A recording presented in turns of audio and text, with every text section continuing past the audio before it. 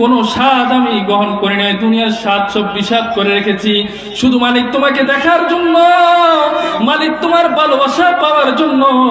আজকে যদি দুনিয়া ত্যাগ করার সময় যদি তোমাকে না দেখে যদি আমি জান্নাত দেখে যদি দুনিয়া ত্যাগ করতে হয়, রে মালিক আমি তো জান্নাতের জন্য কোনোদিন নামাজ পড়ি নাই, জান্নাত কামানোর জন্য কোনোদিন রোজা রাখি নাই, মালিক জান্নাত কামানোর জন্য তো কোনোদিন তোমার ইবাদত করি নাই, জান্নাত কামানোর জন্য তো কোনোদিন জিকির করি নাই।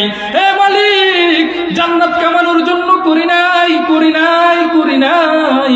जन्नत दोज़ख से या रब क्या करो, जन्नत दोज़ख से या रब क्या करो, आरज़ू है मैं तुझे देखा करो। জান্নাত দোজখ দিয়ে আমি কি করব মালিক, আমার আরজু আমার আকাঙ্ক্ষা হলো আমি তোমাকে দেখব। আল্লাহ পাক রব্বুল আলামিন আজরাইলকে বলে, আজরাইল সর সর সর, জান্নাতের আর নাজ নেয়ামত দেখা লাগবে না, আমার বান্দারে আমার তাজাল্লি দেখানো ছাড়া বান্দা দুনিয়া ছাড়তে নারাজ। এ হলো আহলুল কোরআন। আহলুল কোরআন যদি হয় তাদের রূপ অবস্থাও কি হয় বলে আসান হয়।